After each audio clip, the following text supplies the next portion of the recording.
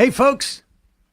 Today's program sponsored by one of our favorite sponsors, and they have a huge sale right now, the biggest one of the year, sunsetlakesebede.com, 30% off of all of their products with the coupon code BF for Black Friday, or short for BFD. I don't know. Yeah. But look, all of their stuff is on sale. The tinctures with melatonin, the different flavors of tinctures, the gummies with melatonin, the gummies with a little THC is back. Their Vibes gummy, all of this on sale, 30% off with the coupon code BF. Also on sale, their smokables, their keef, their pre-rolls, 30% off, coupon code BF. The fudge, the coffee with Sebede, 30% off with coupon code BF. And get this, orders over $125 will get to choose one free 20-count jar of gummies. So you can get the melatonin ones, or you can get the new Vibe ones with 1 milligram of THC and the 30 milligrams of CBD, or just the regulars of CBD gummies. Orders over $250 will receive a free Sunset Lake CBD beanie, where you can wear, it's cold. The cool kind of This beanie. thing comes from Vermont, folks. Yeah. So I don't know where the beanie exactly comes from, but those are the ones they're wearing up in Vermont. So believe me, it's warm. 5% of all of their sales from the coupon code BF will not only get you a 30% discount, but it's also, they're going to donate 5% of the proceeds to Planned Parenthood. Planned Parenthood, of course, 501c3, provides reproductive health care services, sex education, information to millions of people worldwide. And the majority report is going to match whatever that 5% of proceeds are. So check it out. sunsetlakesebede.com, 30% off with the coupon code BF. Cannot find a bigger movement partner with folks who are in business. They have donated thousands of dollars to things like strike relief funds, to carceral reform, to refugee resettlement, to food pantries, to aid for folks who got hit by the floods up in Vermont. Their farming practices are great. There's no pesticides in any of their products. They use integrated pest management. Just an all-around great company, great guys up there in the Burlington area. sunsetlakesebede.com, 30% off with coupon code BF. Check it out now. Only lasts until November 26th. Now time for the show. The Majority Report with Sam Seder. The destiny of America is always safer in the hands of the people than in the conference rooms of any elite. Sam Seder. They are unanimous in their hate for me, and I welcome their hatred. We must guard against the acquisition of unwarranted influence, whether sought or unsought, by the military-industrial complex. The Majority Report with Sam Seder. Ever get the feeling you've been cheated?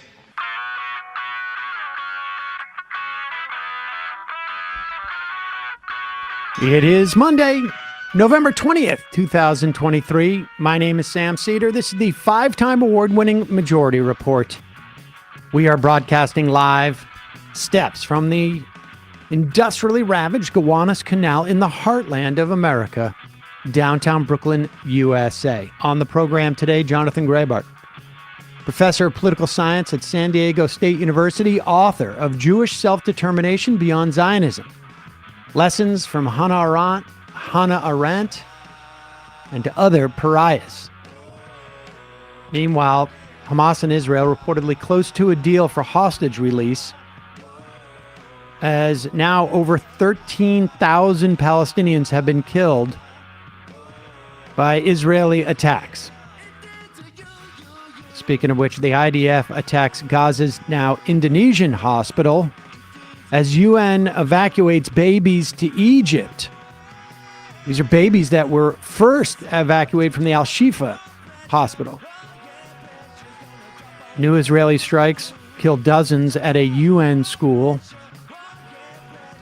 In Argentina, far-right libertarian Javier Milei Am I saying his last name right? Yeah. Wins the presidential election runoff. This guy's a lunatic, both ideologically and I think also just sort of in terms of, I don't know, walking around. Yeah, right. Democrats in the Senate and House discuss placing conditions on Israeli aid. Biden's poll numbers are cratering as 18 to 34-year-olds overwhelmingly disapprove of his Israel-Gaza policy. Federal judge finds North Dakota, Matt, their redistricting is a Voting Rights Act violation. Feds seek to have New York City stripped of control over Rikers. Rosalind Carter dies at age 96, and American Airlines flight attendants are reportedly to announce a Christmas strike today. Ooh. Or I should say, they're to announce today details about a Christmas time strike. All this and more on today's Majority Report. Welcome, ladies and gentlemen. Thanks for joining us on this Monday. And back from her really real adventure, sounds like. I've had a... Well, so I came in on Thursday, for people that don't realize. I had vomited in the morning. I thought it was just something that, acid reflux. We don't have to get too All right, graphic about this. We're not getting too graphic. Save those details for the Twitter page. Yeah, who put that out there? So, it's the cat's out of the bag. And then Bradley comes in after me, and I'm curled up on the couch before the show on Thursday, and it just became quite clear that was not going to happen. So I think I had some food poisoning. Also, though, my mother dropped off her new puppy for me to take care of for the next 8 days. I haven't slept well in any period of time. And also, I feel like she's pulled so much on the leash that both my wrists are just completely dislocated. So let's have some fun. See you out the trail on the show today. Glad to see you're at 100% for the show. But nevertheless, great to have you back. And glad you're not vomiting all over the place. Good. Yeah, I'm just other physical ailments. Obviously, we got a lot of news in terms of what's going on in Gaza and in Israel. But I guess the first election, which did not provide a winner, was about a month ago in Argentina. We had Jacob Sugarman on to talk about that back, I guess, what was it, 6 weeks ago or something like that? A month, 6 weeks ago. I can't remember exactly. But there was a runoff this weekend in Argentina. And this right-wing lunatic, Malay, won with, I think it was 56% of the vote. Argentina, of course, has been going through enormous challenges. 140% rate of inflation. It's the third highest rate in the world. 2 in 5 Argentines now live in poverty. The value of Argentina's currency has plummeted. Milei was running against a, I don't know, what would you call him? Centrist. I guess, of the Peronist party, Massa. And we should say Milei does not have a strong contingency of his Liberty Advances party. They hold just 7 of 72 seats in the Argentinian Senate and 38 of the 257 seats in the House. What's this clip that we have of him? This gives a sense of how crazy he is. He's basically like a libertarian type of provocateur. Well, yeah, provocateur. exactly. Yeah, I mean, this is him dressed in his alter ego. All I can say is that I think, folks have, we interviewed a couple of people who ran for the Libertarian nomination back in 2016, I think it was, or 2020, I can't remember. 2016, yeah. And this guy could have just fit right in with that stage. On that stage, he wants to get rid of the Argentinian currency and the central bank, but he wants to basically not. He wants to supplant his currency with the U.S. dollar, get rid of their central bank, This is from outlaw yeah. abortion. The list goes on. Libertarian He's- policy of outline abortion. Yeah, Exactly. he has invoked this is from Sugarman's piece, the neoclassical economist Milton Friedman arguing it was the moral responsibility of business owners to earn as much as they could.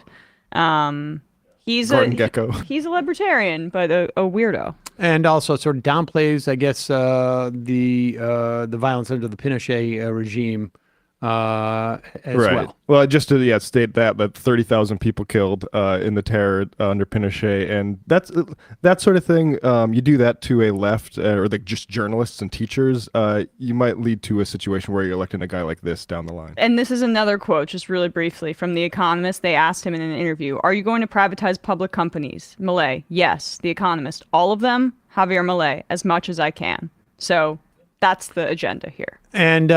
And yeah, just to expand on Matt's point, our involvement in Central and Latin America in destroying democracies, there are scars that in many respects can't heal properly.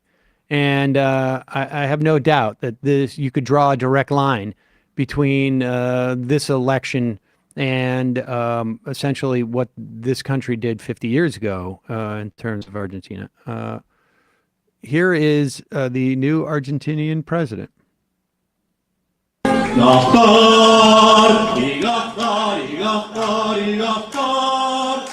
For folks listening, he's wearing a cape. I think this is his ANCAP. man. Yeah. General ANCAP.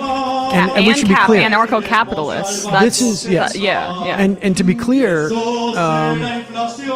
this is not footage of him, at some party, 20 years ago or something. This is him on the campaign trail from, when was this? Just like, He's done this like about 10 times since 2019 on when he's been campaigning. Dragon Ball Z guy in the background too. I'm not sure what that was a reference to, but yeah, great. there you go. That's So not good. we'll see. But yes. Daryl Perry is going to be I think Right. Yeah, exactly. We will be talking to somebody in the coming weeks on the implications of this. But for now, we just wanted to give you a heads up. In a moment, we're going to be talking to San Diego State University professor of political science, Jonathan Graubart, who has written Jewish Self-Determination Beyond Zionism, Lessons from Hannah Arendt and Other Pariahs, which has become even more timely, obviously, because of the events of the past couple of months. First, word from our sponsors. At the grocery store, you can get pecans, but might you not want bourbon pecans, sweet and spicy pecans, pecan brittle, butter toffee pecans? If you have any inkling for any of those, head to nuts.com to see the hundreds of different varieties of nuts they offer. And frankly, also check out the nuts that are just like Yeah. How did those full-on straight cashews inch closer and closer to your side of the desk? Don't know how that happened. You've been asking for a few, and now I see. That's I've been weird. gone a few Somebody- days. Somebody must have Somebody moved put them on those. your side? That is That's really odd, strange. yeah. I'm flanked by almonds and cashews. But right now, when you go to nuts.com/majority, new customers get a free gift with a purchase and free shipping of orders of $29 or more. Nuts.com is your one-stop shop for freshly roasted nuts, dried fruit, sweets, pantry staples like specialty flours, and more. Great time to stock up before the holidays. They also make great gifts, frankly. Their wide selection means there's something for everybody. At nuts.com, quality is a top priority. They roast their nuts and pop their corn the same day it ships, so they reach you deliciously fresh. Satisfaction is guaranteed. We've gone through, well, I mean, I barely had any of those cashews. Oh, yeah. But the almonds and the mixed nuts, they're delicious. They're incredibly fresh. And the beauty of nuts.com is they've got just a huge variety of nuts there. Get it all done. One-stop shopping for any of those. What you call those sundries?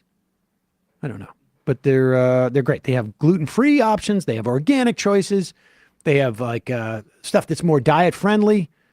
Doesn't matter. Sweet, savory, cooking essentials. You're going to find something there at nuts.com. You could shop a la carte at any time, or you can get auto deliveries so you never run out of your favorite items, like cashews. Maybe. I don't thought honestly have experiment. no idea how those got over here. That's weird. But if you're stocked up at home, also, they sell directly to businesses. Right now, nuts.com is offering new customers a free gift, the purchase and free shipping on orders of $29 or more at nuts.com/majority. Stock up for the holidays, folks. Go check out all the delicious options at nuts.com/majority. You're going to receive a free gift and free shipping when you spend $29 or more. Also, great gift for the holidays. And they've done it. This place has really figured out. If you have parents, you know the one thing they want is to hear from you at the holidays or see you. And if you have kids, and you know your parents want to see those kids, well, this holiday season, you can call them, you can FaceTime them, and give them an Aura digital picture frame. It's a really amazing way to keep in touch. And, you know, these digital picture frames have been around for a long time, but they Aura has really sort of nailed it. Both nailed it in terms of like the look of the frames. Some of these frames are just really extremely attractive looking. The old frames used to look like they were a computer monitor and would look nasty, but these frames look great. And for staying in touch with your parents, sending them kids pictures of your grandkids, of their grandkids, this is a really easy way to do it. And also, it means that, like, you know, for some of us who don't necessarily want to be in constant contact with our parents, I can send pictures, you know, to my dad of my kids and of me, and feel like I'm reaching out without actually having to have any response. Good. Other than like a text, like, I got that picture. Thank you. That looks great. No, of course it doesn't supplant it. I'm not suggesting that other people don't necessarily want to talk to their parents on a regular basis. That's great. But this is, this honestly is the best digital frame that I've ever come across. Because over the years, I've tried different ones. Also, it's a good gift because it's personal. It's personal. But here's the amazing thing about it. You can preload pictures on it without even taking it out of the box. Wow. And they give you, there's two different ways you can do it. When you have the box, you can just do a, what is that code thing? What is the QR code? QR code, and load the pictures from an app on your phone. The app is really easy to use, super convenient. Or you can even do it by just getting a link to your machine before it's even set up. So as soon as they plug it in, it just fills up. I mean, that's what I find really amazing about this. Aura Frames was named the best digital photo frame by Wirecutter. Fast Company said this simple, stylish digital picture frame can replace social media in your life. That would be nice. Yeah. So the next time you need to call your parents, you can send them a new pic of you from that trip you've been telling them about, or your kids, or whatever it is, all right from your phone. It's super easy. Super easy for those on the gift receiving end who may not be the most technically advanced. Makes it really, really easy. From now through Black Friday and Cyber Monday, Aura is having their best deal of the year. Listeners can save $40 on their best-selling Carver matte frame. Like I say, these things really look like frames. By visiting auraframes.com/majority. That's AURA frames.com/majority. Use the promo code majority, get $40 off their best-selling frames. Terms and conditions apply. We will put the podcast, the links in the YouTube and podcast descriptions. Check it out. Going to take a quick break. When we come back, Jonathan Graubart, professor of political science at San Diego State University, author of Jewish Self-Determination Beyond Zionism, Lessons from Hannah Arendt and Other Pariahs. We'll be right back after this.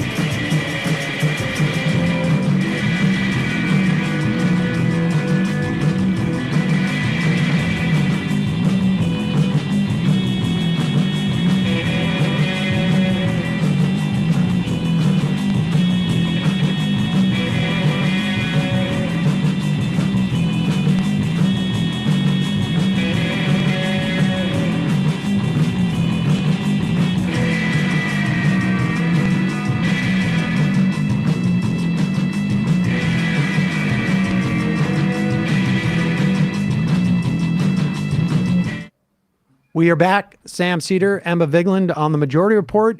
Joining us now, Jonathan Graubart, professor of political science at San Diego State University, author of Jewish Self-Determination Beyond Zionism, Lessons from Hannah Arendt and Other Pariahs. Jonathan, welcome to the program. Oh, thank you very much, Sam. Thank you, Emma. Thank you. This is, I find this, your writing here, personally fascinating, in terms of like my own experience and searching, but obviously, there's a lot of people I think wrestling with the questions, that you discuss in your book, particularly now, and also are sort of like looking around for what is, and I think any solution to what's going on there is probably, decades, a matter of decades, but at least a sort of like a beacon or a place, a direction to head in. But let's just start with, I'm curious as to like what, and you wrote this book obviously a month ago. This has been a project that you've been working on for quite a while. What made you look into this sort of like these, I guess the competing forms of Zionism, or to the extent that there was any sort of dissent within Zionism in its earlier stages? What inspired you to write this? Well, I've known about them for a couple decades. In particular, I've long been a fan of Hannah Arendt, and then later of Judah Magnus and Martin Buber. I knew of them, and in the back of my mind, I would think about, Zionism once upon a time did not necessarily mean a hegemonic Jewish state, meaning some kind of Jewish supremacy. So I've been wanting to get them in for a while. And I think it's really just cumulative despair over the past 10 years, probably also combined with becoming a full professor and having more flexibility to write more expansive topics. So between all that, the despair of what's going on and the idea that we really need a profound re-examination of what went wrong and what we want from Jewish self-determination. I know you've written about the issues that I think are facing people on college campuses in terms of like even discussing these topics, and I think Yes. You yourself, I think, have been sort of canceled for speaking engagements that you were to have. Attempted cancellations, yeah. Oh, okay. Well, I didn't know how that panned out, but so the idea of being a tenured professor, I imagine, was fairly relevant in the idea of writing, of examining this. All right, so let's start with just sort of, because you're looking at what is known as maybe humanist Zionism for I don't know, and I'm not sure exactly the term, like who developed that specific term. But will you talk about what, when we go back to like the late 1800s, earliest 20th century, and this would be more, Buber's era, Hannah Arendt comes a little bit later. Give us a notion of like what the disparate strains of Zionism were and how legit were they in terms of strains within that ideology. Well, dating back from early 20th century, there's one is kind of a cultural Zionism, which might at first be the strongest one. That's not yet conscious or explicitly calling for a Jewish nation state, but just a Jewish community revival in the historic Holy Land for Jews, so what was called Palestine then. So there's cultural Zionism. With Theodor Herzl, he's moving, so he's kind of the modern founder of Zionism. He is moving toward something that looks more like a nation state. So that's, you can say, a generic statist Zionism. It takes actually several decades later, by the 1920s, for there to be the hardline revisionist Zionism that Jabotinsky started, and Netanyahu is part of that. But also, what really takes off around the time of World War I, including with Martin Buber, is these Jewish Central Europeans who are torn by what nationalism and imperialism has done to Europe and also has done to the Jewish community in Central and Eastern Europe. And so they're thinking of something that builds off cultural Zionism, but has a broader ambitions. And so I use the term Hebrew humanism just because Martin Buber was the mentor. And Buber had this concept called Hebrew humanism, which was kind of an independent, spiritual, socialist, egalitarian approach that linked Jewish and non-Jewish values. And what was the idea of that brand of Zionism, I guess, in sort of like, or to the extent that it ever became like a practical vision?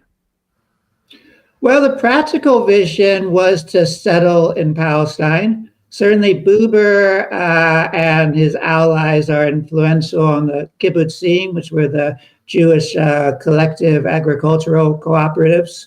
And so, yeah, they wanted to actually produce this new society.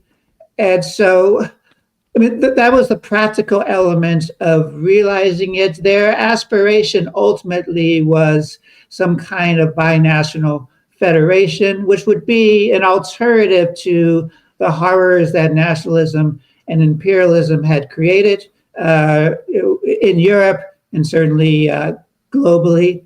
And so the end goal was twofold. One was a Jewish communal living that one could be proud of and that would reinvigorate Jewish life throughout the globe.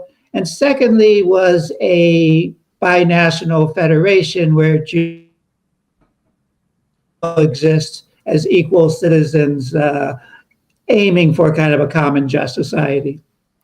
At that time, like what was and my understanding is Buber did not actually even make it to Palestine until he was like in his 60s, I guess. But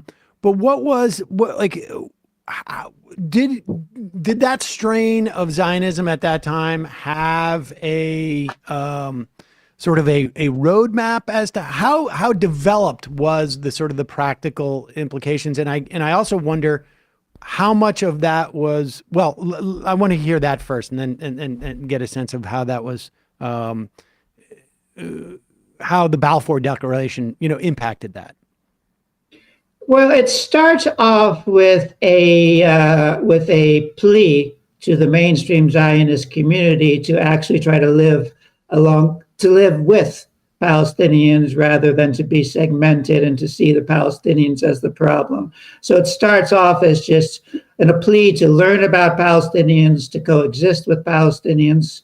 And by the 1930s, there's then movement into thinking about concrete federations. So combining autonomous communal living with shared joint organizations. This starts the late 1920s, including supporting the idea for a joint Congress in Palestine, where there would be separate seats reserved for both the Jews and the Arabs, but also combined seats. So there was increasingly more sophisticated federalist institutions, and they get more developed into the mid 30s through the next decade. What provided the leverage at that time for Zionists? I mean, because there was not a huge population there at that time. Was it just simply that the British, who were then sort of in control of the area, I mean, maybe talk to where that leverage came from, I guess, that they could say oh, here's the plan. It's a plan that is inclusive of everybody. But I mean, on some level, the Palestinians could have been like, yeah, but why is it including you? You're not here. Right. Yeah. So the leverage, I mean, you mean the leverage for the dissenting Zionists, the humanist Zionists? I'm saying just the leverage from the Zionists in general. Okay. And then, then we can talk about the leverage for the dissenting Zionists. Okay, good. All right. So the leverage for the mainstream Zionists, what Chaim Weizmann, right, who certainly knew British politics quite well, their leverage was we could be good for you, Brits. We're someone who basically likes you. We can be kind of your Western ears in Palestine, so we can help the British Empire. And the other appeal was to Christian attitudes of prominent Brits, including Lord Balfour, who writes the famous Balfour Declaration, that this was something true to Christian values. But primarily, the argument was we could be a really good asset for you in Palestine. So that was the leverage they had. And they used it to certainly get the Balfour Declaration, which then meant that they were able to set up a government. They were able to get immigration. They were able to acquire land. The one thing they couldn't quite do, they realized the British wouldn't go that far, is they couldn't quite get the Brits to say we're going to support a Jewish state, because the Brits still needed to have good relations with both the Arabs in Palestine, but equally, or if not more importantly, the Arabs in the neighboring countries. So the humanist Zionists become useful for the Brits when they're calling for some kind of alternative arrangement that doesn't mean a Jewish nation state. Can you expand on just really briefly the strategic value that the Brits saw in the situation, and the fact that Zionists at the time went along with it and were happy to participate in it? Well, the strategic value, I suppose, is twofold. One is actually having a organized community that at that point is very pro-British, is very pro-Western in orientation. And so in a part of the world that's of geostrategic importance to Great Britain. So that's the main value. The second value was general perceived political influence of the Jewish community. I mean, one motivation for the Brits for supporting the Balfour Declaration is they hoped this would appeal to the American Jewish community and would put pressure on President Wilson to join World War I. So there was that. I don't know if the British were very sophisticated. I think they were overstating, A, the American Jewish support for Zionism, and B, their influence over Wilson.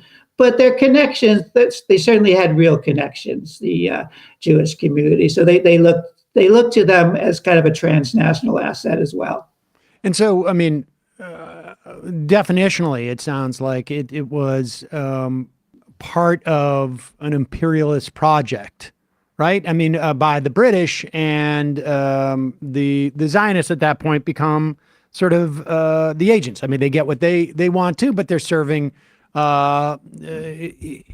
If Britain did not have Well, I mean, if Britain did not have imperialistic tendencies, I guess they wouldn't have control of that land either. Right. But certainly, if they were not still actively engaged in that process, as opposed to say like 1960s when they're sort of they're receding on some level, there was an active attempt to expand for expansion. There was, yes. Yes, the Brits were not planning to go away, right? That's a difficult decision they take only after World War II. And so they are still looking to expand. This is great with the end of the Ottoman Empire in the Middle East. Right. Okay. And so let's with that sort of table set and the leverage for the humanist Zionist strand of Zionism is that it gives the British what they want, but without necessarily the building of a state, which they don't want in that instance, because it would be too controversial with, making it harder for them to play off other allies. Let's just, I want to take a step back, and I probably should have asked this earlier, but why, I mean, Buber represents this one strand. Why Hannah Arendt? Why do you look at these two primarily? There are other thinkers that you also engage with, but why them in particular? Is it simply because they are the most recognizable proponents of these ideas of Zionism? Well, for Arendt, I simply think that she's got the sharpest insights. And she's in particular stands out as the outstanding Jewish iconoclast who's still a Zionist at that point. So I think she represents an important strand, but it's also because the power of her ideas, she's certainly the best at diagnosing the pathologies of the prevailing Zionist approach. So to me, she's an obvious choice. It's true that she wasn't one of the political leaders, so it's more her sharp commentary from the outside. Buber's the more obvious choice. He's certainly both the intellectual and moral mentor for the bulk of these binationalist Zionists, who I call the humanist Zionist. It's true there's others I could have brought up, certainly Judah Magnus. Magnus, however, wasn't a deep thinker in the way Arendt and Buber were. And so I think they work the best. It's true but in terms of sharp insight, sharp criticism, I think she's the outstanding member of these dissenting binationalists. Before we get into her ideas and her analysis of what as you say, the pathologies of Zionism were at that time, what was there? Did they have a relationship? And to the extent that they did, like how much of what Arendt's thinking was built on Buber's, and what was their interplay? They don't seem to have much of an influence on each other. Arendt mentions Buber in passing a couple times. The critical figure for both of them is Judah Magnus. Judah Magnus was the one, he was the founder of Hebrew University. So he's an American Jewish rabbi that moves to Palestine in the 1920s. So he's really the most active on the ground. And he and Buber develop a close friendship that gets even closer when Buber settles in Palestine in 1938. Magnus comes across one of Arendt's ideas for a federation, for federalism. So Magnus and Arendt get close in the early 1940s. And so Magnus is the bridge between Arendt and Buber. And did either Buber or Arendt, and then we'll get into Arendt, how much of their agenda was affirmative and how much of it was reacting to what they saw as problematic about the existing Zionism at their times? Well, the way I see it is that Buber is more affirmative, and Arendt is more reactive. And so Buber, than reacting. Maybe that's why he was better regarded among the prevailing Zionist leadership. So when at his death in 1965, Ben-Gurion's there, the Israeli president, so top Israeli politicians are honoring him. No one's honoring Hannah Arendt among the Israeli elites when she dies a decade later. So so that's where they stand, Arendt and Buber. Oh, and let's talk about Arendt's sort of, I guess it's both critique of the prevailing Zionism of her time and an alternative view within Zionism. Right. Yeah. So I wanted to point out that Arendt devotes more space toward the critical. So she's the one, again, with the sharper edge. So she saw two foundational pathologies for the prevailing Zionism. One she called the eternal anti-Semitism syndrome, which holds that the outsiders are always just looking to basically destroy the Jews. They're just looking for opportunities. So context doesn't matter. It's more that it's demonic. And a related pathology she played up was tribal nationalism. This was not something unique to Jews, she argued, but the idea that tribal nationalism is your national group cannot coexist in the same territory with another national group. There's no possibility for cooperation because the people are so fundamentally different. So she worried that among the prevailing Jewish Zionist community, there was this view that the whole world's going to be violently anti-Semitic, and there's nothing the Jews can do to change that other than to form their own states. And the tribal nationalism is you can't cooperate with others, whether it's the Palestinians or anyone else, other than realpolitik, so politics of convenience, but no substantive cooperation is possible. And so she argued with those two pathologies, then it was going to be very difficult for what she saw as some of the exciting qualities of Zionism to prevail. So the whole Jewish renewal, the development of the kibbutzim, which she also supported, all those things were great, but they were being undermined by these primary pathologies. And that in the first instance was that you're going to perceive this, speaking to Zionists, you're going to perceive this as some type of solution to anti-Semitism, and it's not going to be. Exactly. And the second being that the way you're going about this is also going to be problematic. Right. Yeah. What was it that, I mean, why was for someone like Hannah Arendt, not being a Zionist not an option? Like, I mean, where was there a what was the allure that kept her within the framework of Zionism, but even though opposing the strain of Zionism that we ultimately got? Well, Arendt is greatly influenced by the rise to power of the Nazis. Right? She has a PhD, but here by 1933. She realizes she can't practice her profession.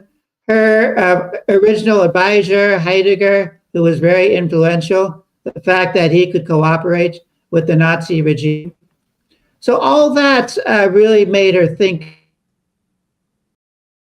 and the need to be politically active. Her first husband is a Jewish communist, and so she's at one point a fellow traveler with communists, but with the emergence of Nazism, she's looking for some kind of active Jewish politics. And so she is attracted to Zionism and that it's a political movement on behalf of the Jews. And it is actually practical in a way. It's going there. It's she gets a job in Paris in 1933, helping German and other European teenagers make it to Palestine. So she likes that part. And then as she learns about the different experiments going on, including the kibbutzim, including provision of healthcare, she praises. All those things make her a Zionist, and she never abandons calling herself a Zionist. It's maybe a little bit ironic in that she's become she's become cited and invoked by many anti-Zionists, but she never left the Zionist fold. So she's in that position. I find very interesting that she does want some kind of Jewish self-determination to succeed, but she's certainly very disappointed and troubled by what it's turning into. Before we get to that, sort of like where some of what she's reacting to, but talk a little bit about what do we mean when we say Jewish self-determination at that time? Well, Jewish self-determination meant some kind of autonomous development. So education, both Arendt and Buber are excited about the establishment of the Hebrew University in Jerusalem, which would compile, build on Jewish thought and link it toward universal thinking. And so developing just new Jewish cultural and Jewish political institutions, educational institutions.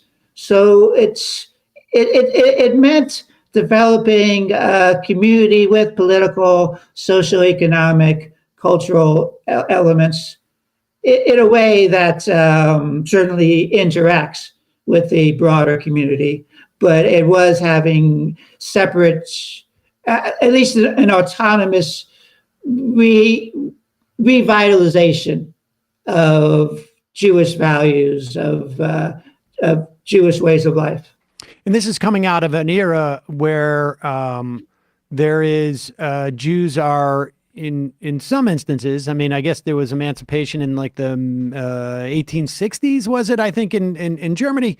And through Europe to some extent, but there was a, I don't know, 3/4 citizenship essentially, or 5/8. I mean, is that the context in which this is developed? Because, I'm also curious where Buber has this idea of, we need to move into this neighborhood, but respect essentially the autonomy of our neighbors, but yet, there's an inherent contradiction there to a certain extent. Right. Yeah. All right. So in the first part, Arendt, certainly in her Origins of Totalitarianism, she develops and elaborates upon the difficult, tenuous relationship that Jews in Europe had with full citizenship. And for her, it's also a commentary and criticism of the Jewish notables.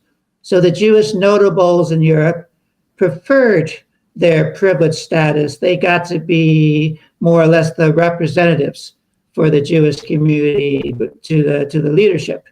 And so they weren't always supportive of full Jewish citizenship. And Arendt also worried that the broader Jewish community was still so distrustful of the European community at large that they weren't working to develop as citizens. And so that element, it's true that also from the outside, there's reversals in full Jewish citizenship, but Arendt is just as important for describing the not very helpful attitude that particularly the Jewish notables took toward the prospects of citizenship. And so that element again explains why she's attracted at first to the Zionists, as it is a seemingly Jewish egalitarian movement that's looking for Jews to be political agents. For Buber, Yeah, it does come down to, he does understand that since it's mostly European Jews that are settling into Palestine, which is 90+% Arab, that the Jewish community are going to be the intruders. He's a Zionist in terms of thinking that, well, the Jewish people have this historic connection, and we do need this too, and there is room enough for both of us. But we do have to understand that it is going to be an intrusion. Therefore, it's incumbent the Jewish migrants to Palestine to reach out to Palestine's Arabs and to develop this synthesis where both communities can develop their own self-determination without it breaking down into a zero-sum game, and affirmatively developing kind of a synthesis for a new way that national groups can coexist and help each other. Well, how did that break down then? And then militarism comes into the fore. Well, I mean, Buber had a lot of trouble convincing the prevailing Zionist community to have this kind of coexistence. So in a way, that's part of the tragedy, is that the humanist Zionist project runs against just sort of the power of conventional nationalism. And it's true also for Palestine's Arabs. They are still seeing the prevailing Zionist Jewish community as not only intruders, but ones that want to take over the land and want to form an overwhelming majority. So Buber, Judah Magnus, and others certainly interacted well with Palestinian Arabs. They both lived in Arab parts of Jerusalem. But from the Palestinian Arab perspective, while they were personally friendly toward people like Buber and people like Judah Magnus, they did think twofold. One, it's not fair. We've been the overwhelming majority. Why are you calling for a binational coexistence? We can accept Jews as a minority with collective rights, but not as a equal relationship. The second thing, particularly by the 1940s, where some might see the writing on the wall and that the Jewish community is better organized and does have now a more powerful military capability, there was the correct presumption that Buber, the humanist Zionist, did not have enough support to make it work. So that's ultimately where it breaks down, that it turns out that there's not enough support either way. So, and Arendt, because, she's obviously born decades after Buber, she has this sort of advantage of hindsight and sort of a clearer sense of like where the trajectory is going. It's still, I'm not clear, like at that point, I mean, I guess, very much of the time as to why she retained a sort of an affirmative Zionist, like she could see some other future, but she certainly saw, or at least had a sense that this was highly problematic. Will you give us a sense of like what her warnings essentially were about where she felt Zionism could be heading? Yeah, her warnings are the militarism part. I'll just read part of one quotation from her that's very powerful. This is getting into the war of 1948. And even if the Jews were to win the war, its end would find the unique possibilities and the unique achievements of Zionism in Palestine destroyed. The, quote, victorious Jews would live surrounded by an entirely hostile Arab population, secluded inside ever-threatened borders, absorbed with physical self-defense to a degree that would submerge all other interests and activities. The growth of a Jewish culture would cease to be the concern of the people. Social experiments would have to be discarded as impractical luxuries. Political thought would center around military strategy. So she's torn in general. I mean, she's, in a way, she's writing essays that are both very alarming of just what the Zionist community is becoming, just how militarist and this development of a siege mentality, and what's this new state going to look like that's forged in warfare. On the other hand, as late as 1948, she is looking for these moments of hope. With Judah Magnus, she's appealing for a UN trusteeship. And then there she is calling for developing this decentralized federated institutions under a trusteeship. And she ends one essay that there is still hope. So she keeps that hope, I think, until maybe 1949. And then her writing is becoming, Judah Magnus dies in 1948. The right-wing militarists kill Count Bernadotte, who was trying to redress the refugee problem. So those two things lead her to despair without ever renouncing Zionism altogether, but her hopes and with, I'd say, the end of the 1948 war. But it's interesting, even in the middle of 1948, she is still perhaps clinging to a last hope that's maybe we can pull back from it getting so ugly. So it's heartening or disheartening, I suppose, reading those essays in the few years where there's great hopes, but great fears, and her great fears, unfortunately, get realized. How would you assess her warning? I mean, it certainly feels like militarism became, and security, as they put it, became a fundamental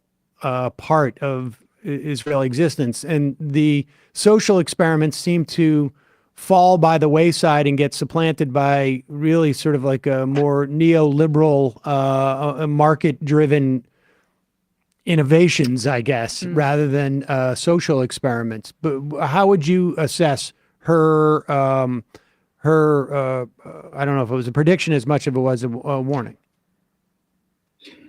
I'd say her prediction is now becoming, all the more true by 2023, and become, it's become true for a number of decades.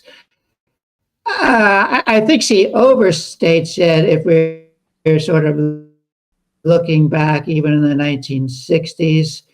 Because I have a section on Noam Chomsky, so the younger Noam Chomsky of the late 1960s, early 1970s. He's not naive. I mean, he certainly knows all the things that Israel has done to Palestine's Arabs. But some of those socialist institutions do persevere. So there is that element that's still exciting people about Israel, maybe into the 1970s, at least the first part of the 1970s. But the contradictions there right away. So even while some of these interesting social democratic institutions do endure, the Palestinians, right, are marginalized. And so the roots, of what's now called apartheid or Jewish supremacy are set there right at the beginning. So there's that contradiction right away. And I'd say Arendt proves correct in the long term that these contradictions are going to lead more and more into those ugly elements. It just wasn't overnight that all of their social experiments dissolved. Well, right. I mean, there's the like things that can be lauded, of course, about like the construction of the Israeli state in terms of like things like healthcare, right? But then it's the exclusionary element that begins to take over, and it completely undercuts that stuff. So, I mean, what is your estimation of, you said the 70s, is that where you believe it begins to turn in that way? I'd say so. Certainly with the Likud party getting elected in 1977, it symbolically marks the end of at least one appealing element that had semi-survived the social democratic, and you could say even some kind of appealing humanist element. But with as as Menachem Begin comes into power and the Labor Party, so the Labor Party of that it's no longer believing in the old socialist elements. I think that's a convenient, and it does emerge with the growth of neoliberalism in the West in the late 1970s. Let's talk about, maybe, I don't know. It's obviously easier to assess this in hindsight than, in the moments over these years, but was there ever a chance of like what Buber or Arendt, to the extent that she had an affirmative vision, was there really ever a chance for that, or were the circumstances that allowed Israel to exist sort of like it was baked into the DNA that this was going to lead to where we are? I mean, as an imperial outpost, essentially, could it have ever been anything but? Yeah, that's a difficult question. I would say that they probably didn't have a chance to win out on the idea of a binational state, just because the type of nationalism it proposed, where there's not a zero-sum game of coexistence, went against not only the trends of Zionism, but against Arab nationalism. However, I'd say that some of their elements of thinking about what would be a more decent state. So Buber, by 1949, is now kind of moving on to thinking, okay, it's a state of Israel now. I'm not going to propose the binational thing anymore, but how can we certainly come up with a just resolution for the refugee situation? How can we bring about equality of the remaining Palestinian Arab population in the state of Israel, and how can we create a more just society?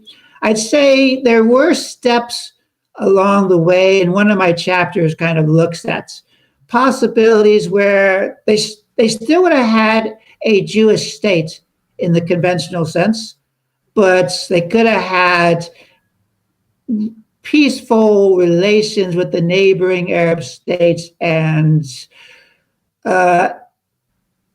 worked out a deal with Palestine's Arabs that would not have broken it. So there were elements along the way. I would say that Arendt's diagnosis of these pathologies that they couldn't shake keep getting in the way. This element that if it's tribal nationalism and eternal anti-Semitism, then you can't give any ground.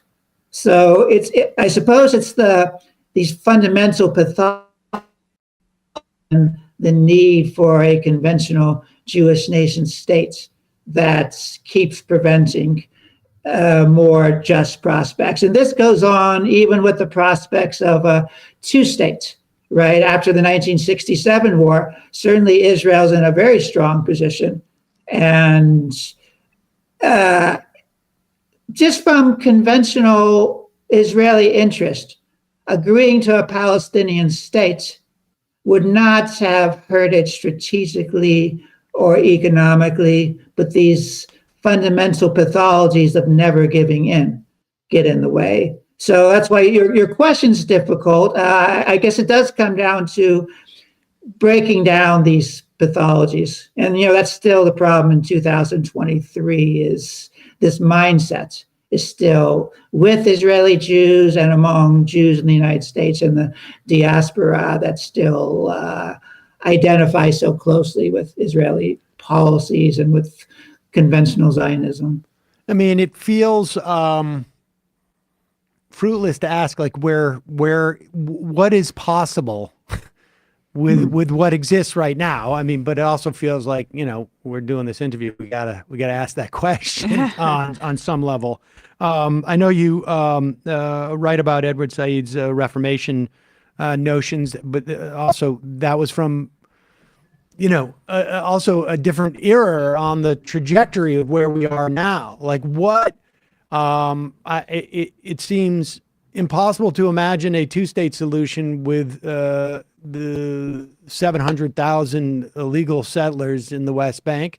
It also seems hard to imagine a one-state solution, but it also seems hard to imagine that the status quo, this idea that, Israel's going to mow the lawn every now and then, or, continue to suppress and occupy millions of people ad infinitum, it also seems unlikely. What are, if there is a way out of this, what do you see it as? Yeah, I mean, you're correct that right now there's nothing promising, at least on a large scale, on the horizon. And so it seems now pointless to even talk about, okay, are you more of a two-state advocate or a one-state advocate? I think one does need this transformation or reformation of just what does it mean of Jewish self-determination. So, look, I take hope in that, at least in the United States. So, the United States is roughly tied with Israel for the largest Jewish population. There's certain among the Jewish community, not among the established Jewish organizations, but among the population at large, particularly those under 40. And so, if among that the Jewish community, there's now an openness toward humanizing the Palestinians, looking back at the Nakba. I mean, something like the Nakba, I don't think I knew the term, the Nakba, when I'm in college back in the 1980s. I'd known somehow that Palestinians had to flee, but the line then was it was mostly their fault. Now, I think among young Jews who have any interest in the topic, they take it for granted that the Nakba happened. That was an awful thing. And they take it for granted that there is this fundamental contradiction between a Jewish state and a democratic state. So I take primary hope in that you've had this big change in the American Jewish community. Granted, within Israel, looks to be going more the opposite direction, in that including young Israeli Jews are becoming more hardline. And so there, I don't have an easy out other than to note that one does need some kind of transformation among the Jewish community. There certainly are groups in Israel like Breaking the Silence, Association for Civil Rights in Israel, the Human Rights Group at Salem, those who put together 972 magazine. So there are these pockets of Jewish activists who are interacting. You probably know about the initiative of A Land for All, which is made up of Israeli Jews and Palestinian Arab citizens that are coming up with this blueprint of general principles, where it would be a confederation of two states based on the 1967 border, so a Jewish state of Israel and a Palestinian Arab states. But there would be open borders. One would be able to work in either community. So the problem of, say, 500, 600, 700,000 Israeli settlers in itself is not an issue if they actually want to just live in Palestine for spiritual, cultural reasons. The same way for Palestinians who descend from refugees, they want to be close to their home communities, even if they can't be citizens of this new state of Israel under this confederation. They would have travel and employment rights. Granted, this is all still just speculative hope, but I think you have a growing number of Palestinian Arabs and Israeli Jews kind of thinking through what it would. Well, you add. Are the yeah. Sorry, no. No, it's I am curious though, because the idea of these Israeli settlers, the 700,000 settlers, agreeing to basically live in Palestinian territory and there being border crossings and it being maybe Israel-Palestine, right? Like I think a one-state solution is really the only path forward. That there would have to be real truth and reconciliation and major seismic changes in the legality of these kinds of settlements, because it's the Israeli settlers in Palestinian territory in those borders that you describe are the most right-wing in the entire country. Yeah, this is a big problem. And look, I think the one thing that's the hardest to confront is Israeli Jews would need to do a full reckoning, right, of what was done and what is being done to Palestinians. That's certainly not something that's easy from any society. And so the settlers, are a big obstacle. Look, I think it's going to have to be some kind of broader transformation. To me, it seems the vanguard would be those Israeli Jews who are actively working with Palestinians, even now are still bravely kind of condemning the current onslaughts, and who are interacting in protest and resistance with Palestinians, along with an increasingly sizable American Jewish community.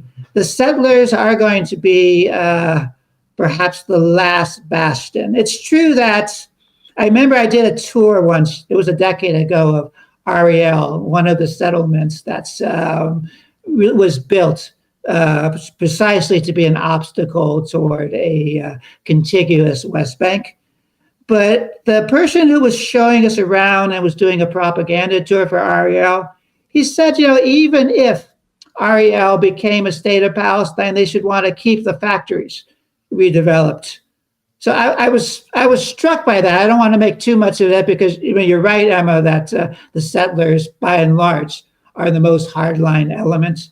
But if one looks for possibilities of broader change, then even for those settlers that are willing to live in a much different arrangement, and Noam Chomsky has talked about this in the past, that if settlers are told, okay, you need to make your peace with this new state of Palestine, you can decide, do you want to stay in Israel, or do you want to work out a deal where you're no longer getting all the bulk of the resources, the bulk of the water? And so there'd be that. But the settlers do represent the most significant problem that has to be overcome. I can't say I or anyone else has an easy solution. To me, it does have to come from the vanguard elements and then to spread outward. When you cite American Jewry changing, and my experience is very similar to yours in terms of having any awareness of 1948 or what led up to that, growing up, whether it was in college or Hebrew school, whatever it was. But is it American Jewry, or is it American Jewry in providing at least the moral authority for political elements in this country to condition our aid to the extent that, Israel's got now these leases off of these oil leases off of Gaza, and they're going to be getting revenue ultimately from the Ben Gurion Canal, which could theoretically supplant, but they don't have the ability to sort of at this point, anyways, to mass produce the missiles needed for the Iron Dome. Is that essentially the how it will work? Is that this is not going to? There may be a vanguard in Israel, but there is not a critical mass, and certainly the trajectory hasn't been in that direction for them to move in a different direction, unless U.S. uses its leverage to the extent that it has any anymore, and also its ability to sort of nurture nascent, developing elements of that vanguard. Yeah, that's exactly it. I think when most of us American Jews who are very troubled by Israel's policies and by the U.S. support and by the support of American Jewish establishments, we do rightly think our value added is to convey not in our name, that this is not being pro-Jewish to just kind of keep supporting Israeli militarism and the happy coexistence between U.S. militarism and Israeli militarism. So that's our value added. Is it's not being done on behalf of Jews, and it gives more validation, more legitimacy for criticism. It makes non-Jews just a little bit more comfortable doing sharp criticisms without being denounced as anti-Semitic. So that is our top value, and not just in the United States, in Europe too. But I do think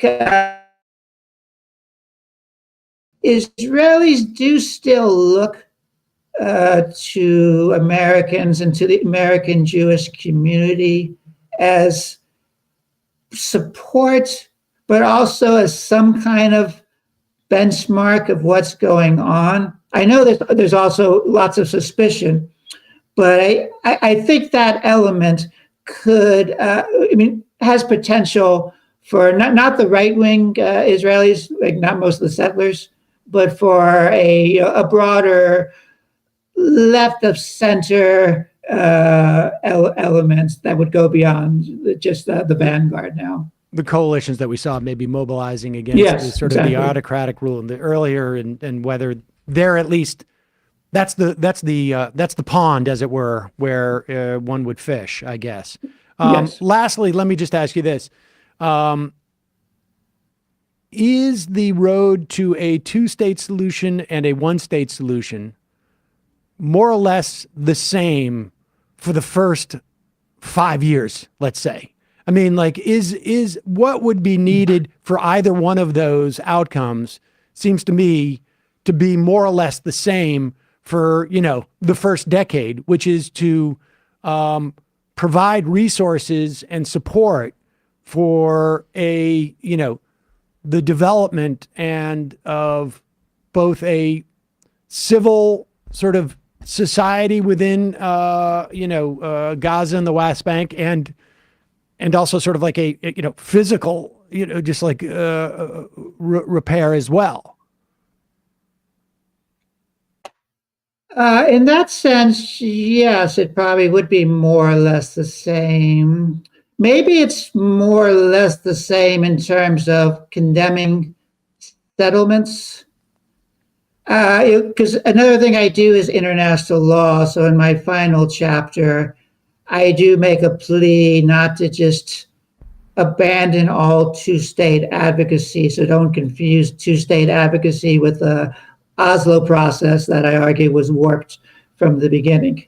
But in so much as there was this global consensus that was worked out by the late 1970s that called for an independent Palestinian state, and that called the settlements and the perpetuation of the occupation as not only illegal, but the primary obstacle. All that's part of what's broadly called the two-state global consensus. So I think there's reason to keep using that leverage that you get from repeated UN resolutions. Sometimes they're even repeated at the UN Security Council, the rare times the US will abstain. And so the only thing I worry about once is to just completely reject any kind of talk of two-state is you're disarming yourself from some very useful international law, UN kind of resolutions that will influence, say, people that are groups that are more in the middle, like many governments. That's really interesting and a fascinating perspective. Really appreciate the book. Thank you. Jewish Self-Determination Beyond Zionism, Lessons from Hannah Arendt and Other Pariahs. Jonathan Graubart, we will put a link to your book at majority.fm and in our podcast and YouTube description. Thanks so much for your time today. I really appreciate it. Oh, great. Thank you, Sam. Thank you, Emma. Thanks so much. All right, folks, we're going to take a quick break. Head into the fun half, as it were. Remember, it's your support that makes the show possible. You can become a member by going to the jointhemajorityreport.com. When you do, you not only get the free show free of commercials, but you also get the fun half and the ability and today in our members post at majority.fm, in our members post, you got to go to the website, log in. Although in the next day or two, we're going to send an email with this link as well. You will get a special 10% discount link. What? To shop.majorityreportradio.com, where we have new merch. New merch. Just in time for the holidays, ladies and gentlemen. So if you're a member, you get 10% discount. It's not a huge discount, but it's pretty good. And considering that our margins are razor thin on our merch, because all our merch is union made, American made. Good quality. The new merch, we should say, is there's a Whoopsie t-shirt. Of course, the famous Whoopsie t-shirt. I like this new merch because it's, like Whoopsie. That one. I didn't even know we were doing. And It's then, very Emma-centric. well, I had the idea for the calendar shirt. I mean, I think it was my idea, right? This is Emma taking credit for I every was. idea under the sun. What'd you say, Matt? Emma once again taking credit for every idea under the sun. I Just mean, like Emma Bill was the one Gates who of said- intellectual property. I'm What building about- my case What about t-shirts? for That's seizure. what Emma was like. T-shirts or She invented T-shirts. I did. Many people are saying, but there's the one that says it's the calendar on the. It says Fun Day Monday, News Day Tuesday, Hump Day, and Majority Report, Casual Friday. Yep. Boom. And we should say the Whoopsie would have never existed were it not for you triggering Tim Pool. That's true. I mean, Whoopsie's so big now, just It in is. general. I In know. the vernacular, you hear people say it all the time now. My friends say it to me now, just like in response to normal discourse, and I just feel like, wow, I've really impressed them. This is my legacy here. There's a couple of hoodies. There's a canvas tote bag, which is cool. There's a Majority Report travel mug. There's the baseball shirt. There's the zip hoodie, which is awesome. I don't know That how your charcoal- zip hoodie is actually cheaper than the pullover. Well, because I don't know, those that charcoal one is pretty. I would like one of those. the pullover. Pullover, yeah. Well, play cards right. Holidays are coming up. And there's we've got 3 different beanies, Majority Report beanies. We got a black one, a gray one, and a red one. We've got the I'm Losing It, Bro, and Pause It, Left is Best carpenter pencils. And of course, we got the normal Majority Report pack of 6 number 2 pencils. I don't know if people use pencils. I do. But there it is. So check it out, folks. You can go to shop.majorityreportradio.com, or if you're a member, log in on the site, click through the link. And if you, for whatever reason you can't do that, we're going to send you an email. If you're a member, we're going to send you an email with that special link so you can get your merch. So there you go. Also, don't forget justcoffee.coop, fair trade coffee, tea, or chocolate. No, I forgot. Yeah. Just coffee. Just coffee. And you can look at the members post in the app too. You can log in on the app at majorityapp.com. You log in as a member, you can see it in that post as well. But justcoffee.coop, fair trade coffee, and of course, the fairest trade of all, the Majority Report blend at justcoffee.coop. Emma, ESVN. Yeah, we are going to be breaking down a injury-riddled Week 11 in the NFL. Joe Burrow, Deshaun Watson out for the season. But can the Browns prevail with maybe the best defense that we've seen in years? The Lions are still good. The Giants won, much to my dismay. And the Jets have completely collapsed. YouTube.com/ESPN. The Pats better do their job, to quote Bill Belichick next week. And when you're at the game, beat beat the Giants because We'll have some fun. They've got a I'll see you out the trail. Saul and I are going to the Pats game on Sunday. Go Well, Pats. Some people say the Giants game, but it's really the Pats. No, game. it is the Pats. Is Saul game. just adopting the New England teams as his own? Is that working? He doesn't have a choice. Yeah. Right. Well, Yeah. I mean, my dad tried to do that with me and like the Cowboys and the Cubs, and I Really? eventually, like, I'm like a Vikings fan, and it's Saul's not a huge like he's not like an intense sports fan. okay.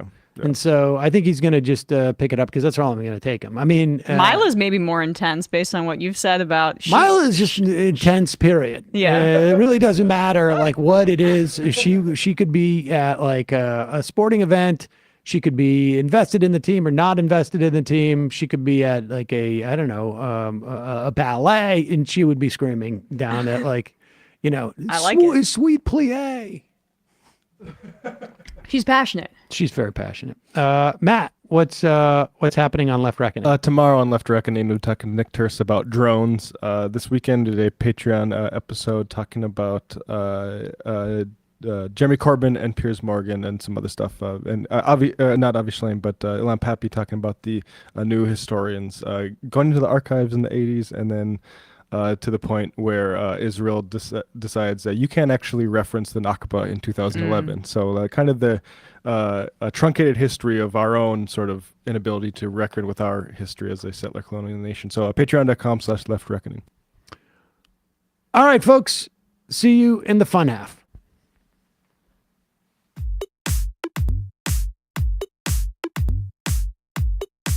Left is best. Jamie and I may have a disagreement. Yeah, you can't just say whatever you want about people just because you're rich. I have an absolute right to mock them on YouTube. He's up there buggy whipping like he's the boss. I am not your employer. I'm tired of the negativity. I'm sorry. I didn't mean to upset you. You're nervous. You're a little bit upset. You're riled up. Yeah, maybe you should rethink your defense of that, you fucking idiots. We're just going to get rid of you. All right. But dude, you want to smoke this joint? Yes. Do you feel like you are a dinosaur? Some good shit. Exactly. I'm happy now. It's a win-win. It's a win-win-win. Oh, hell yeah. Now listen to me. 2, 3, 4, 5 times. 847-906-501-457. 2, 38, 56, 27. 1/2. 5 8s. 3.9 billion. Wow. He's the ultimate math nerd. Don't you see? Why don't you get a real job instead of spewing vitriol and hatred, you left-wing Limbaugh? Everybody's taking their dumb juice today. Come on, Sammy! Dance, dance, dance.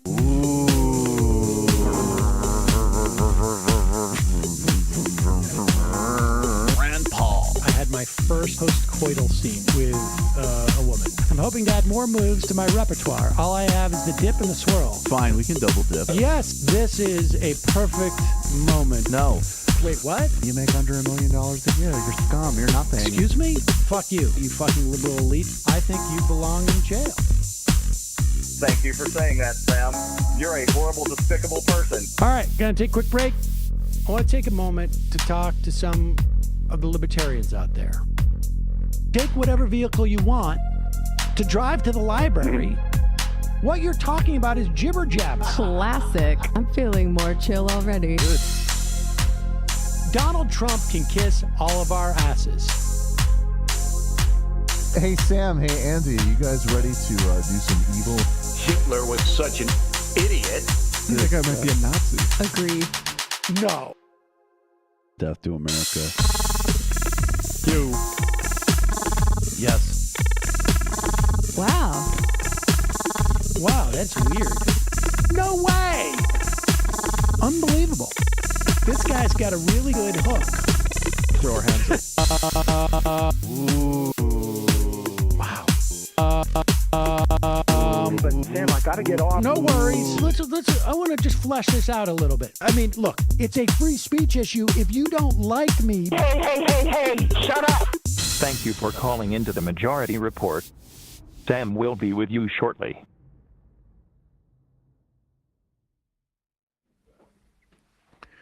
we are back. Major Burns, IMs us. The news is too demoralizing these days. Why can't y'all just talk about something cool like opossums or everything bagels? Just saying. I'm a bigger fan of possums and bagels. It says opossums. That's how you spell it, but it's possum.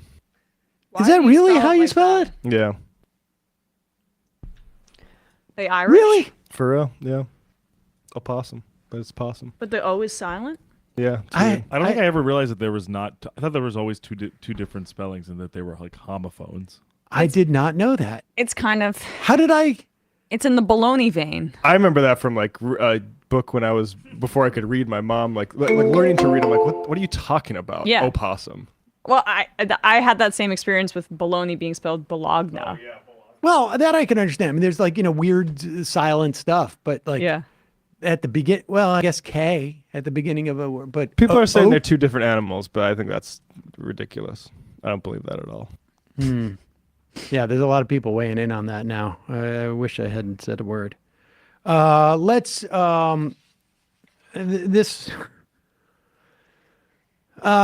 is from Friday.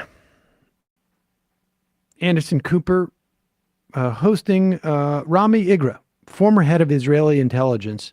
I mean, my sense is what's going on with these type of guests is that former military personnel, former intelligence personnel, former government officials are going out and they're basically saying the stuff that the Israeli government wants to say, but realizes that they can't really say anymore out loud because it becomes problematic from them from a public relations standpoint. They may say it to local Israeli papers and not in English, but they send out these folks who are not still, currently affiliated with the Israeli government, but have the same positions to say that stuff in English on U.S. Right. I mean, outlets. I'm quite convinced this is like, one way in which the Israeli government is trying to sort of like create space for some of these horrific ideas.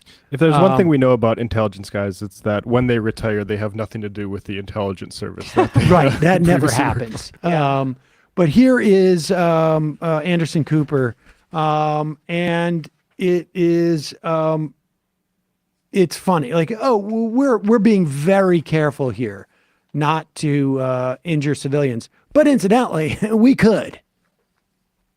Rami, what does fighting in the South look like to you? I mean, if there are hundreds of thousands, I mean, there's 50 people living in homes, people are just sleeping anywhere they can. What does that look like? How do you operate in that environment? Well, the South is a big word, and in the South there are several areas. We have been asking the Gazan to move to the Mawasi area, which is the area closest to the sea. And this is where the big tent cities have been established. Fighting in the South in Han Yunis does not mean that we're fighting in the same area. And as you've seen in the last couple of weeks, the fighting is very surgical.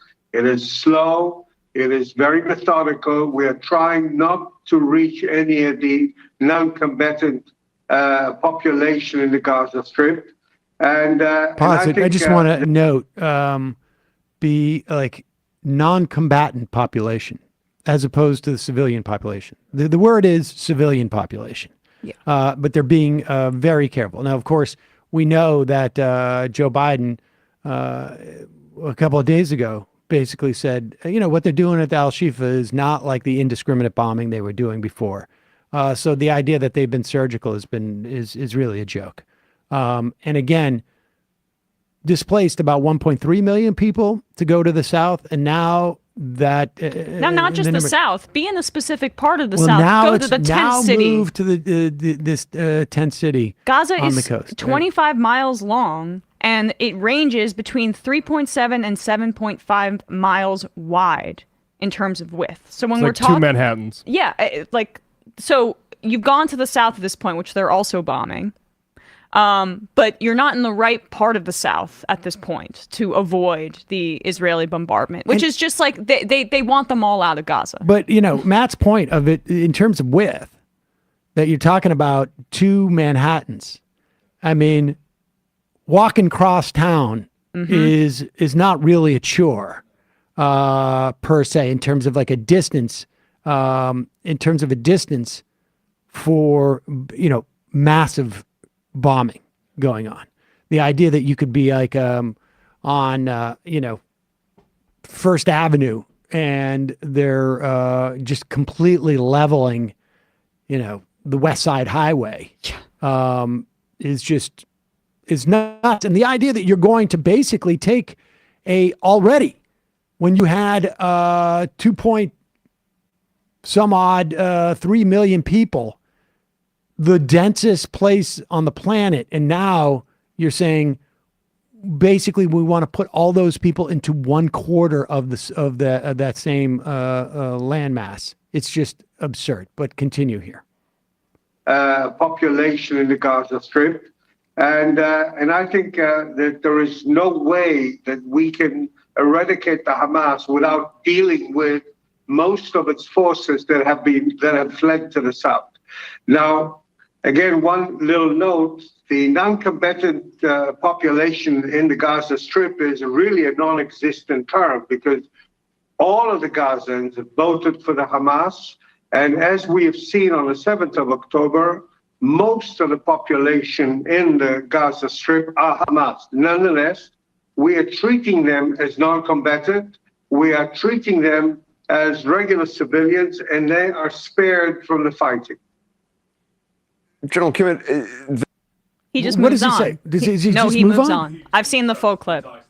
He just moves on. I mean, not one follow-up question on that front. So I'm not sure what is more egregious: the outright admission that they don't see any people in Gaza as non-combatants or as civilians, or the fact that Anderson Cooper, who is probably one of the highest-paid anchors in the country, just moves on from a statement of explicit ethnic cleansing and then also admitted collective punishment, both war crimes, and just goes on to the next question. I mean, unfathomable. This is Osama bin Laden's logic, exactly. Incidentally. But I will say this, that arguably, if you're just going to take it on the merits of this argument that Rami Igra is making, it is true that Osama bin Laden had the same sort of like calculus. But you have to say, if you're going to accept that calculus, the argument Osama bin Laden had made more sense, was sounder. Because A, Hamas won with a razor-thin majority. B, half the country was not even alive at that time, never mind voting age. So if you compare that, and I would say 3, that at the time of that election, there was not the sort of like, easy democracy that we have in this country. And we, subsequent to that election too, very hard to say that Palestinian citizens had the same sort of influence. Obviously, there wasn't an election in the 16, 17 years since then, but very hard to say that Palestinians had the same sort of control over their government as we do here. I mean, just so if you're going to accept that that argument, the structure of that argument, you have to say that bin Laden had a stronger case based upon that. Now, I don't personally accept that argument, but Israel does. Right. Yeah. Right. Exactly. And again, just to put a point on my criticism of Anderson Cooper here, just today it came out, I believe it was calculated by the Committee to Protect Journalists, that 48 journalists and media workers have been killed since October 7th. Obviously, those deaths are in Gaza, and I think maybe even in the West Bank. I'm not exactly sure. Again, fog of war, but at least 48 journalists and media workers killed. And the fact hundreds of UN workers. Yeah, the Israeli government is doing that on purpose so that they can come out and make these claims that Gaza just it deserves to be collectively punished because they support Hamas. And you have journalists sitting in their studios in the United States just taking that at face value and completely abdicating their duty here. It is shocking to allow that to slide by. Well, and I mean, what it is like our mainstream media can't decode this as anything other than a maybe brutal but anti-terror effort, and it's not an anti-terror effort. It's an anti-Gaza, anti-Palestinian effort disguised as an anti-terror effort that uses terror, including targeting journalists, as part of that tactic. And it's amazing to me that the political education about Israel's tactics on that front seems to be starting on October 7th for our most prominent reporters in this country. I mean, we've been covering this for since I've started here, and even before when I was at TYT, like, I had an understanding that Israel uses these kinds of tactics a lot. Shireen Abu Akleh, that happened 2 years ago or last year. I mean, come on, let's get an understanding and not just say, oh, whoopsie. Obviously, the Israeli government means to do the right thing. It's clearly not the intention. Yeah. Let's wise up here. We need to mature a little bit in our mainstream media. And just because he speaks English and because he has lighter skin than some of the Palestinians doesn't necessarily mean that what he says is truthful, Anderson Cooper. I also think that there is probably a lot of corporate pressure to discourage any type of questioning that would lay bare what that guy is saying. Yeah, keep media off the show. Exactly. All those kind of guys. I mean, I think to MSNBC's credit, I think like once there was that pushback about them pulling Velshi. Velshi and Mehdi Hassan and Ayman Molinari off the airways, or at least like sort of quasi benching them, as it were. Once there was that pushback, I think they basically said, like, okay, we can't get away with this. Yeah, good job, Semaphore, uncovering that. And also good job, Joy Reid, who stands with her Muslim colleagues and has been doing good work. And she has a nightly show, right? Yeah. So that's also, I think, added credit to her on that front. Not that this should be the primary reason why Biden changes direction, but anything that can encourage the Biden administration to change. And we should say, while we're saying this stuff about supposedly there's no non-combatants, according to Israel, in Gaza, we should also say that their behavior also suggests they don't believe that that's the case on the West Bank, too, even though Hamas is not there. There's been over 100 killings of Palestinians in the West Bank since October 7th. And we should say the West Bank has been demilitarized since the 90s, so the people that have the guns are the Israelis. Palestinians are not armed, and they're not able to defend themselves from some of the settler violence sanctioned and encouraged by the IDF. Bernie Sanders came out and said, we need to talk about conditioning Israeli funding based upon what's happening in West Bank. This is not a new position for him. He's been saying that for 2020 at least. I think it's even going back as 2018. But it's almost like a proxy. It's like it's sort of a bizarre proxy, it seems to me.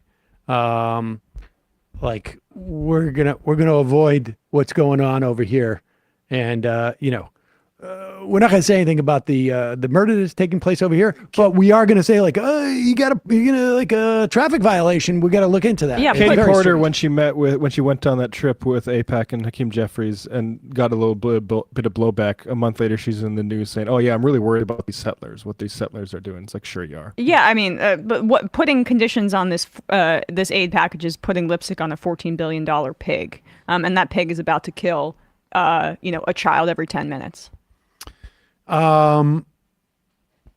Biden's approval rating is at one of its lowest, and it appears that a big thing that is driving his disapproval numbers right now is down 8 points from September. 33% of all voters approve of Biden's handling foreign policy. 30% of Democrats also, and it's mostly people under the age of 35. It is really, really dragging him down. And there was an attack right before we went on air. Hezbollah struck a military base in northern Israel. I don't know if we have too much more information on that, but the idea of like this becoming a regional conflict increases obviously for the longer that Israel is engaged with Hamas and killing Palestinians. It's I don't know what point the Biden administration says we've stopped putting good money after bad, as it were. But right now, this,